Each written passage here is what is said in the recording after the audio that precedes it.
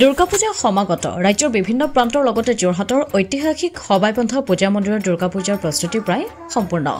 শতবৰ্ষ গৰকা সবাইবন্ধা পূজা মন্দিৰৰ শ্ৰী শ্ৰী দুৰ্গা পূজা ভাগত মা ভাগৱতীৰ ভক্তসকলক আদৰিবলৈ সমিতিৰ সকলো সদস্যই বহুতো নিষ্ঠাৰে নিজৰ নিজৰ দায়িত্ব সুচাৰুৰূপে পালন কৰি প্ৰস্তুতি প্ৰায় সম্পূৰ্ণ কৰিছে বুলি জানিবলৈ দিছে সবাইবন্ধা পূজা মন্দিৰৰ সভাপতি আৰু সম্পাদকদ্বয় পবিত্ৰ বৰঠাকুৰ আৰু পৰাগ প্ৰতিম বৰুৱা লগতে দেৱজিৎ শৰ্মাই।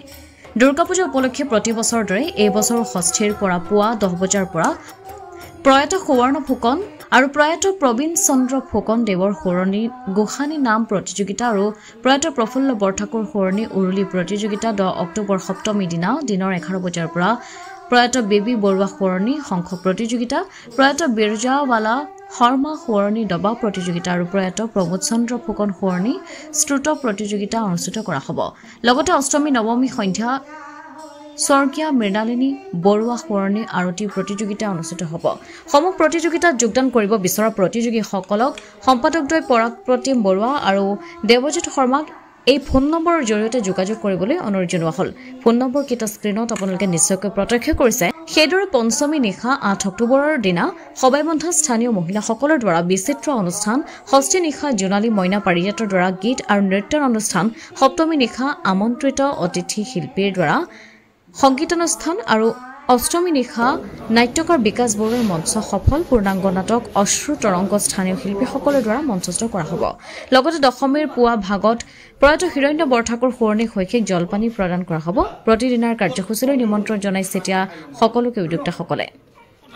ব্যুৰো ৰিপৰ্ট, পোহৰ লাইভ 8।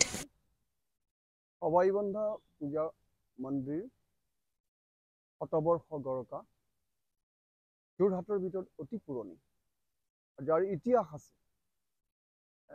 এইবাৰ 65তম শ্ৰী শ্ৰী দুৰ্গা পূজা ভাগ আমি উদযাপন কৰিবলৈ বৃহৎ প্ৰস্তুতিৰে আমি আগবাঢ়িছোঁ। মা ভগৱতীৰ কৃপাত ইতিমধ্যে আজিলৈকে আমাৰ প্ৰস্তুতি সম্পূৰ্ণ হৈ উঠিছে। মই সবাইবন্ধা পূজা মন্দিৰৰ সভাপতি পবিত্ৰ বৰঠাকুৰে পোহৰ লাইভৰ সমূহ কৰ্মকৰ্তাক মই আন্তৰিক কৃতজ্ঞতা ধন্যবাদ জনাইছোঁ আৰু পূজা ভাগলৈ মই নিমন্ত্ৰণ কৰিছোঁ। এই পূজা ভাগৰ আমাৰ বৰ নিয়মানুৱৰ্তিতাৰে ৰীতি নীতিৰে আমি সবাইবন্ধা পূজা ভাগ আমাৰ অনুজসকলেও পাতি আহিছে। এতিয়া আমি এই পূজা ভাগ অতি আগ্ৰহেৰে আমি অনুষ্ঠিত কৰিছোঁ। ষষ্ঠীৰ পৰা আমাৰ পূজা অনুষ্ঠিত হ'ব। লগে লগে বিভিন্ন কাৰ্যসূচীৰে আমাৰ সাংস্কৃতিক যাত্ৰা আমি আৰম্ভ কৰিছোঁ। পঞ্চমীৰ দিনা স্থানীয় মহিলাসকলৰ দ্বাৰা বিচিত্ৰ অনুষ্ঠান, ঠিক তেনেদৰে ষষ্ঠীৰ দিনা মইনা মেলৰ কণ কণ সৰু সৰু ল'ৰা ছোৱালীৰ গীত আৰু নৃত্যৰে আমি সজাই তুলিম। জোনালী মইনা পাৰিজাত আছে, আমাৰ ইয়াত মইনা মেল আছে। তাৰ পিছৰ দিনা সপ্তমীৰ দিনা আমি অনুষ্ঠিত কৰিম বাহিৰৰ পৰা নিমন্ত্ৰিত অতিথি শিল্পীৰ দ্বাৰা এখন বৰ আকৰ্ষণীয় সংগীতানুষ্ঠান আমি অনুষ্ঠিত কৰিম। অষ্টমী আৰু নৱমী এইবাৰ একেলগে হ'ল, একেদিনেই হ'ল। সেইদিনা আমি অসমৰ বিশিষ্ট নাট্যকাৰ বিকাশ বৰুৱাৰ তেখেতৰ মঞ্চ সফল নাটক অশ্ৰু তৰংগ আমাৰ স্থানীয় শিল্পীসকলৰ দ্বাৰা আমি অনুষ্ঠিত কৰিম। আৰু দশমীৰ দিনা আমাৰ নৱপ্ৰজন্মৰ কিছু যুৱকে এটি বিচিত্ৰ অনুষ্ঠান অনুষ্ঠিত কৰিব। এই সমূহ বিস্তৃত কাৰ্যসূচীৰে আমি চেষ্টা কৰিছোঁ যাতে ৰাইজক আমি উপহাৰ দিব পাৰোঁ। তাৰ লগে লগে পূজা ভাগ আমাৰ ইয়াত এটা সবাইবন্ধা পূজা ভাগৰ এটা বিশেষ কৃতিত্ব আছে। কুমাৰী পূজা চাবৰ কাৰণে বিভিন্ন জেগাৰ পৰা আমাৰ ইয়ালৈ আহে। বৰ আস্থাৰে আমি এই 5গৰাকীকৈ কুমাৰীক আমি ইয়াত পূজা কৰা হয়। তাৰোপৰিও আৰু এটা বিশেষত্ব আছে সবাইবন্ধা পূজা মন্দিৰৰ, টিপচী চৰাই ভোগ। দশমীৰ দিনা আমি টিপচী চৰাই ভোগ আমি ৰাইজক উপহাৰ দিওঁ।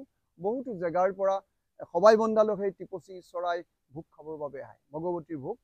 তাৰোপৰিও আমি দশমীৰ দিনা অঞ্চলটোৰ best student of the year আমি মেট্ৰিক পৰীক্ষাত 85%ৰ ওপৰত যিসকল সেৱাৰ অধীনত আমাৰ যিসকল ইয়াতে ল'ৰা ছোৱালী আছে যি হায়েষ্ট হেৰি হ'ব স্বৰ্গীয় হিৰণ্য বৰঠাকুৰ সোঁৱৰণী আমি শৈক্ষিক ন্যাসৰ বঁটা অনুষ্ঠিত কৰিম আৰু দশমীত আমাৰ বিসৰ্জন হয় সেই বিসৰ্জনত আমাৰ বহুত সংখ্যক ভক্তৰ ইয়াত সমাগম হ'ব বিসৰ্জনৰ নিৰ্মালি ল'বৰ কাৰণে বহুতো জেগাৰ পৰা আমাৰ ইয়ালৈ আহে আমি আশা ৰাখিছোঁ মই সভাপতি হিচাপে আৰু মোৰ লগত যুটীয়া সম্পাদক পৰাগ প্ৰতিম বৰুৱা আৰু দেৱজিৎ শৰ্মা প্ৰমুখ্যে কাৰ্যকৰী সভাপতি আমাৰ অনুপম ৰাজখোৱা আদি কৰি সদস্যসকলৰ মানে যথেষ্টখিনি এতিয়ালৈকে আমাক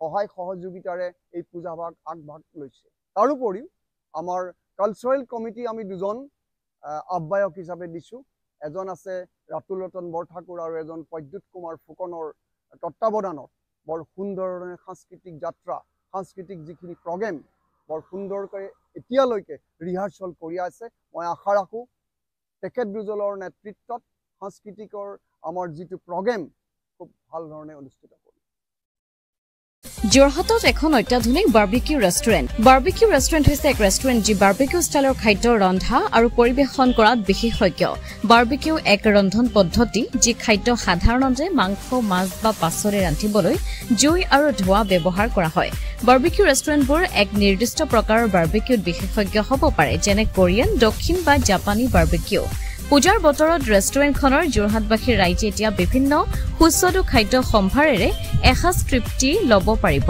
ঠিকনা হৈছে তৰাজানৰ হাইৱে বাজাজৰ সন্মুখত